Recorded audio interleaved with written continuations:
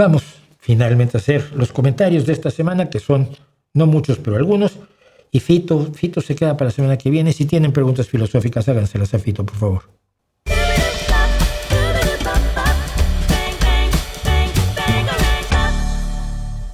Dice Lisbeth Génesis 4292 o Lisbeth Génesis, no sé cómo se pronuncia, perdóname.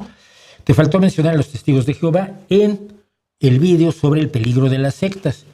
Y entonces, la respuesta es esta. No son una secta destructiva. Según los expertos definen secta destructiva. Está la definición de secta de la Iglesia Católica. La Iglesia Católica define secta a cualquier movimiento cristiano que no sea el de ella. Pero no es lo mismo una secta religiosa, una secta que interpreta de manera distinta el mismo cuerpo doctrinal, que una secta destructiva que está creada para generar poder, sexo y dinero para un líder carismático y que ejerce sobre sus fieles un control que no ejercen ni los testigos de Jehová, ni siquiera lo alcanzan a lograr los mormones más cerrados. Hay grupos mormones muy cerrados que sí podrían clasificarse. Pero vamos, hay 10 puntos que identifican una secta destructiva y ni el Opus Dei, ni el camino catecumenal, ni los testigos de Jehová entran dentro de ello. Y por lo tanto, inmediatamente después de eso me preguntan si los testigos de Jehová son peligrosos. Digo, sí, pero aunque sean peligrosos, no es una secta destructiva. No solo las sectas destructivas son peligrosas, ¿no? Luego, no sé dónde está me lo voy a saltar. Sí. Dice Francisco Limas guión J2V. Habla por favor del Islam y demás religiones. Ya lo he hecho. No abuses de la libertad de lo que criticas. ¿Qué implica esto? Que como yo vivo en un mundo fundamentalmente cristiano y fundamentalmente católico, tanto México como España son esencialmente católicos, al criticar el catolicismo, abuso de la libertad que me da el catolicismo. Entonces le contesto. Mi libertad se le arrancó a la brutal iglesia, en concreto a la Iglesia Católica, a través de muchas luchas, muchas muertes y mucho dolor. La libertad que tengo no me la ha concedido tu religión de miedo y odio, sino el pensamiento ilustrado que tuvo los arrestos de ponerse frente a ella. Y luego dice Joisbalgo, me encantan tus planteamientos, pero tengo una inquietud. ¿De dónde salió la maravillosa perfección de un cuerpo humano y del universo infinito? Y le digo, perfección del cuerpo humano no existe. Tenemos las retinas al revés, es decir, la parte sensible de la luz está por atrás. Los que desarrollaron la vista independientemente, como los pulpos, no lo tienen bien puesta la retina, pero nosotros las tenemos al revés. Tenemos el parto más difícil del reino animal. Sufrimos apendicitis. Tenemos problemas de espalda por la bipedación, porque todavía nuestra columna vertebral no se ha habituado del todo, no está totalmente adaptada a caminar a 2 pies. Las mujeres tienen graves problemas de suelo uterino por la bipedación. Padecemos artritis. Por cierto, la bipedación también provoca el parto más difícil del reino animal. Padecemos artritis, cáncer y 1000 enfermedades más que si Dios no quisiera que tuviéramos, diría, quita eso, se quita. Sufrimos miopía, sordera, graves problemas genéticos y congénitos, calvicie. Yo no, por suerte, pero mis compañeros, tengo compañeros que sufren mucho. Pies planos, tenemos una vista pésima, un olfato malísimo y un oído mucho peor comparados con la gran mayoría de los animales. ¿Cuál perfección del cuerpo humano? Y además ahora tengo frío. No, me puso un calefactor el señor en el que crees tú. Ahora, sobre lo que dices del universo, ¿cómo sabes que es perfecto? ¿Cuál sería la diferencia entre este universo y un universo imperfecto? Siguiente pregunta. Moisés Calvario, cerca estuvo es de los que fueron finalistas del premio Elton esta semana. Y nos dice: señor, felicidades. No, señor, felicidades, soy señor Schwartz. A ver, dime, Mauricio, o Mau. Usted es cientificista, que es una creencia también. Si fuera una creencia, no podrías usar internet y decirme meses aprovechándote de la ciencia, porque lo que has usado para poner este argumentito aquí es la ciencia, no una creencia, conocimiento. Pero te propongo esto: para la próxima vez que quieras comentar algo, te pones a rezar para que Dios, tu Dios, me pase tu mensaje, y ya cuando me llegue, pues ya te aviso yo que contesto. ¿Te parece bien? Onda Corta Projects me dice: siempre lo veo hace mucho, hoy necesito preguntarle algo. ¿Cómo hace usted para soportar o lidiar con el hate? ¿Qué consejos me daría? Gracias, que sepa que lo aprecio mucho, muchas gracias, de verdad. La respuesta es: me da igual, en serio. Me da totalmente igual, me resulta intrascendente. Si alguien viene a insultarme, lo baneo y ya. O en Twitter o en Facebook lo bloqueo y ya. Generalmente son anónimos. Luego están los que hacen hasta vídeos contra mí, ¿no? Siempre hay alguien que me viene a avisar: ay, Sesohueco Rascahuele dijo en tu canal su canal que se llama De Veras que yo sí soy importante, que tú eres tal o cual cosa. Mauricio, contéstale. Ni siquiera veo esos vídeos porque me dan igual. No son importantes. Si les diera yo importancia, les estaría dando una importancia que no tienen. No son nadie. Así que me rehúso a darles publicidad. Por lo otro que dices, pues muchas gracias, ¿no? José Morales me dice: es que aquí a los Josés en España les dicen Josés con mucha frecuencia y a veces se me sale. Con respecto al release del nuevo álbum de The Warning, me imagino, porque es desde cuando hablábamos del nuevo álbum de The Warning, lo de A Cuentagotas dice: me parece que tiene que ver que hoy en día no hay álbum releases, o sea, presentaciones de álbums. No juzguéis, yo me imagino que estaba dictando y aquí la máquina empezó a hacer lo que quería y la inteligencia no está, ni estará, ni se le espera a la inteligencia artificial. No juzguéis, son single releases. Dice: lo que hay son presentaciones de sencillos, y los álbums son los llamados great hits, grandes hits o compilaciones. Y le digo yo: no, yo veo álbum releases todos los días y estoy atento a ellos. Mira, le pasé el enlace, les voy a enseñar esto. Es el calendario de presentaciones de álbumes de diciembre de 2025 de Genie. El 1 de diciembre se presentan 2 álbumes, el 2 de diciembre se presentan 2 álbumes, el 3 de diciembre se presentan 5 álbumes, el 4 de diciembre se presentan 3 álbumes, y el 5 de diciembre, que es viernes, calculo, se lanzaron 61 álbumes. 61 álbumes. Pon que algunos son recopilaciones, pon que algunos son grandes éxitos, pero no, la mayoría no lo son.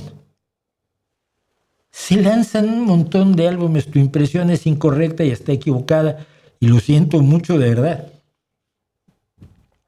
Dice Ulises M. Manuel Mendoza Reyes: soy seguidor de Sadhguru, de su mensaje más no de su persona, cosa que no me importa en lo más mínimo, y sí reconozco que es verdad que incurre mucho en pseudociencias. Eso no es lo más grave de Sadhguru, sino su nacionalismo.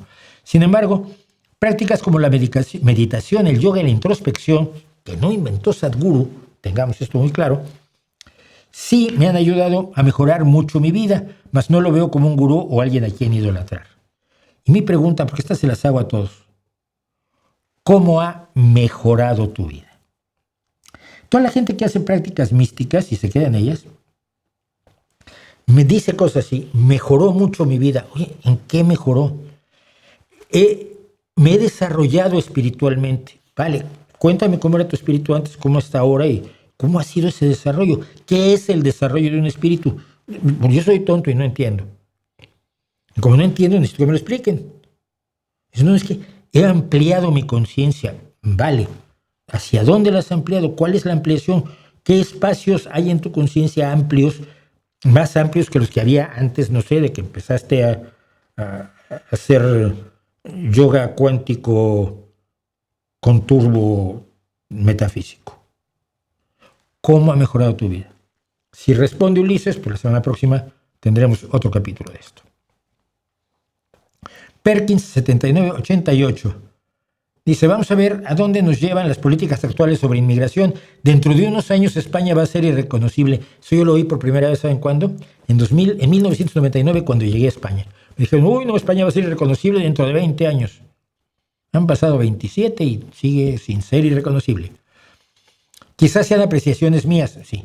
Hay barrios donde la inmigración es del 80-90% de la población. Esto crea una sensación, tenemos ya muchos inmigrantes, África no cabe en Europa. Esto va a derivar en un califato salafista, comentario que oigo muy a menudo. Bueno, primero que nada, sí, hay barrios, la gente se reúne en barrios donde están las familias, ¿no? Donde están los que son, por lo menos entienden su idioma y eso.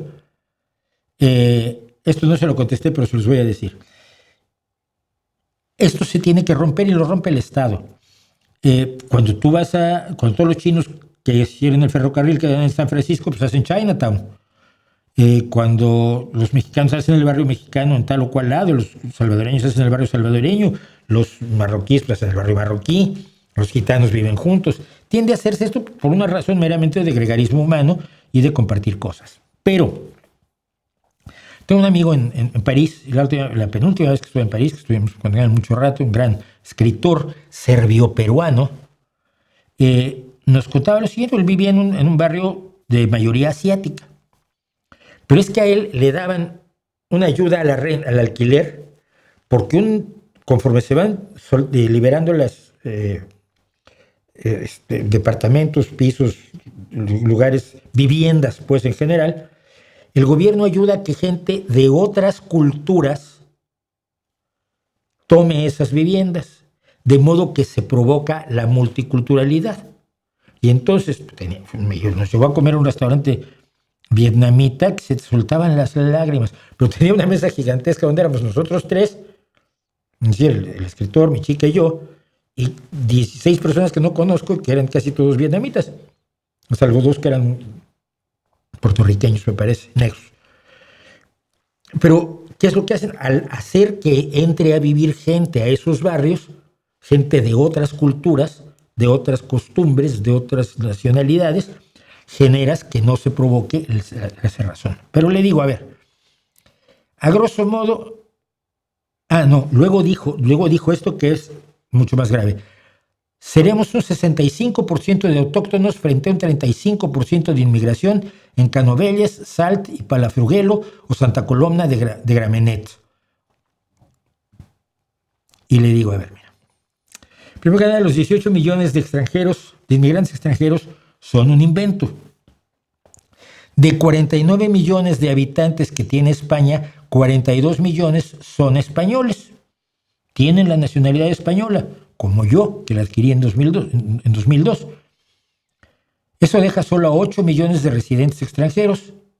Pero esos residentes extranjeros incluyen a toda la gente de la Unión Europea, que no son inmigrantes africanos, ¿eh? Y como hay libre tránsito, aquí hay gente de toda la Unión Europea, incluidos refugiados ucranianos, que no son de la Unión Europea, pero los recibimos. Turistas, trabajadores temporales que entran y se van, que vienen a la recogida de la fresa y se van, y lo hacen todos los años. Y además te falta contar a 3 millones de españoles que viven fuera de España y que afortunadamente no son objeto de persecución. Voy a acabar invitándolo, José Luis Ferreira, porque José Luis Ferreira, el economista amigo mío, el otro día hizo una explicación de por qué todo lo que cuentan de la inmigración es falso. Y yo lo hizo en 8 tweets, me parece. Y yo lo retuiteé diciendo, miren, este es el problema.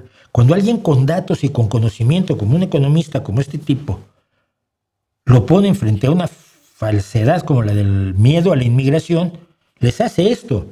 Se los destroza a base de hechos, datos, información y estudios. Que es lo que no tiene la mayoría de la gente. Voy lentísimo, ¿verdad? Bueno, nos alargamos. ¿Qué pasa? No pasa nada. Cervandelean 114. Habría estado bien que hubiera mencionado que es con el apoyo de la iniciativa de Podemos.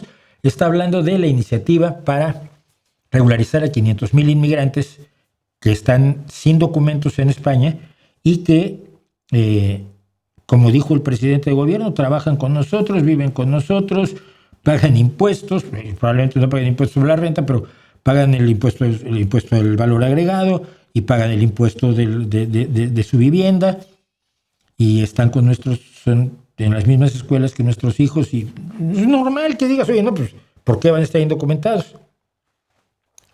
Yo le explico, mira.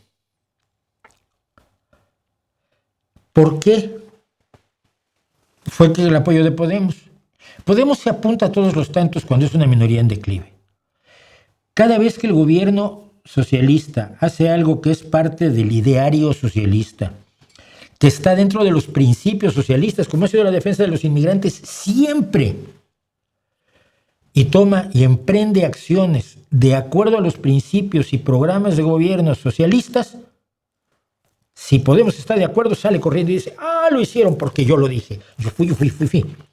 Mira, Podemos estuvo de acuerdo y firmó un convenio y firmaron un acuerdo, firmó con un acuerdo con el gobierno porque el gobierno lo va a hacer y Podemos quiere figurar, está muy bien. Y el caso de Podemos es el caso del mosquito y el buey arando en la Pampa Argentina, no en la Pampa, en una estancia argentina. Y en esa estancia argentina está el buey tirando el arado, con esa seriedad que tiene un buey, y hay un mosquito, y se le para encima al buey. Y el buey, que un mosquito no le va a hacer mucha molestia, sigue arando. Después de un rato el mosquito dice, che buey, qué duro que estamos arando, ¿eh? Ese es Podemos. Y ahora con ustedes, y fue bastante reñido esta semana, pero premio Elton.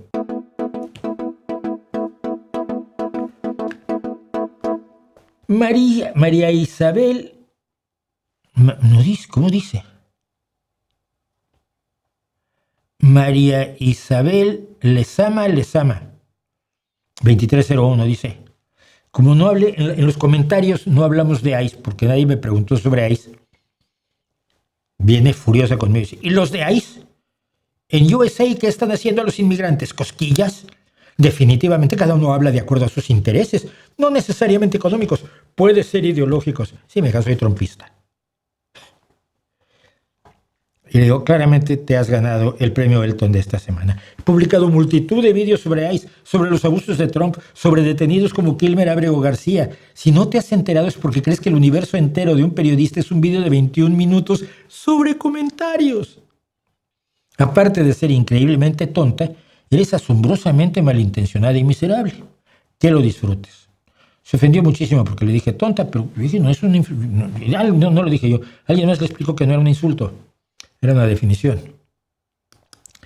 Hablamos de que la persona que quería la independencia de Cataluña, que dice que quiere un referéndum, y yo dije que estoy de acuerdo con un referéndum de la independencia de Cataluña si votamos todos los españoles.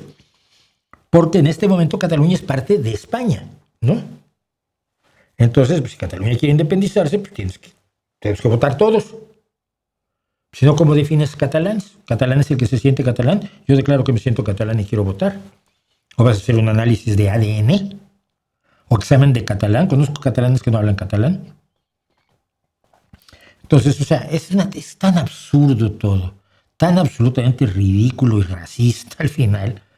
Sí, yo soy mejor que tú y por eso quiero pintar una raya aquí, porque nosotros de este lado somos mejores que los del otro lado de la raya. Hijo, pero eso es nacionalismo, es una de las cosas más tontas del mundo. Entonces, J. Carlos MZ me pregunta, Mauricio, y si hicieran un referéndum para lo de Cataluña, imagino que votarías en contra de la independencia de esta, ¿verdad? Soy de México. No, sí. Votaría absolutamente en contra de la independencia de Cataluña y del País Vasco y de Galicia y de Asturias. Si creo que la fragmentación de naciones es lo opuesto, no, digo que yo votaría en contra. Creo que la fragmentación de naciones es lo opuesto a una tendencia racional hacia las federaciones multinacionales. Sería tonto que yo piense que países tan diferentes como los europeos pueden formar una Unión Europea federada como una sola nación. Y al mismo tiempo pensara yo que España tiene que fragmentarse porque los catalanes son tan diferentes al resto de los españoles que necesitan un espacio para ellos solitos. ¿No que van a querer ser parte de la Unión Europea y estar en la misma Unión Europea que los rumanos o que los alemanes, que los franceses, que son mucho más distintos a los catalanes que el resto de los españoles? Es estúpido. Lo siento, pero es estúpido. Esto lo puse 2 veces, qué bien. Bueno, Laura Amparo Millán Delgado V1N me dice: ¿podrías darte la oportunidad de ver uno de los vídeos de Santaolalla? Se refiere a Javier Santaolalla, el físico, youtuber conocidísimo y ahora presentador de televisión, relacionados con sus estudios de filosofía, y darnos la oportunidad de conocer tu opinión honesta. Yo lo siento, pero no. Entrar en diferendos con otros youtubers no me parece una perspectiva correcta. Al final acaba en pelea y en debate. Yo ya he tenido que enfrentar cosas desagradables por parte de algunos youtubers de este mismo ámbito. Por lo que quería yo hablar de la divulgación científica hoy, pero eso lo dejamos para mañana, para la próxima semana. No le veo el sentido. Ahora, tengo mi opinión sobre la filosofía, es perfectamente clara. Si es aplicable en un caso puntual como el de Santaolalla, se aplica y punto. Pero nada más, no voy a ir mucho más.